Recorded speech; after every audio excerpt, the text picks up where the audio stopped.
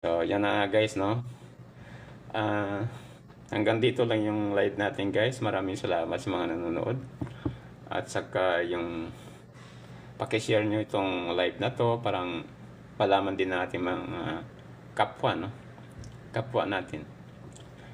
Na hindi sila mabulagan sa maling informasyon, no? Kasi ito guys, prevention is better than cure, no? Lagi nating ulit-ulitin. Ito ay upang maiwasan ang kapahamakan na sanhi ng pasma, no? Kasi hindi ba ordinaryong sakit ang pasma, hindi basta-basta. Pag nakita niyo yung mga tao na may pasma at nakikita niyo yung kalagayan nila, yung kayo mismo nakasaksi, kayo mismo nakausap mo sila, no? Nakausap mo sila sa bawat panahon, nakikita niyo sila sa bawat panahon. Pag nakikita niyo sila, ay sobrang nakakaawa, no? At syempre, nakakapagod talaga yan, no? Nakakapagod, no? Pwedeng magdodulot ng stress, no?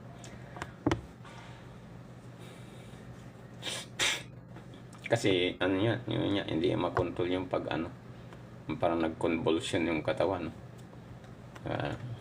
Nagsishaking, no? Nagtitrembling, no? Nanginginig.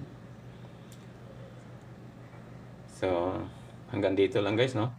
So, yung sagot guys, no? Ulitin ko, kung pareho lang ba yan, same lang ba yung kapaguran at ang pasma, ang sagot po ay hindi, no? Magkaiba po yan. Magkaiba po ang pasma sa kapaguran. Ang pasma ay isang uri ng karamdaman ng ating nervous system. Ang kapaguran ay isang sintomas, no? Palatandaan. Sintomas, palatandaan, no? Palatandaan na, ganyan. Pero kung pwede bang mauwi ang kapaguran sa pasma, ayan ang sagot ay pwede. Okay, maraming salamat sa panonood at hanggang sa muli, no? Sa ating pababalik bukas, no? Maghahanda na naman tayo ng paksa bukas na pag-uusapan, no? Ito pa rin naman ay sa bagay, iba-iba yung paksa ang ating pag-uusapan dito dahil nga ito ay patungkol sa mga information that matters, no? Iba-ibang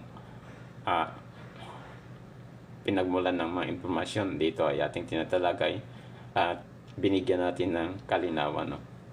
Bawat informasyon nating nababasa, maging sa social media man yan, maging sa mga balita man yan, sa TV, sa radio, o nababasa natin sa internet, dito natin binibigyan ng kalinawan sa programa na ito ng inyong tatay, no?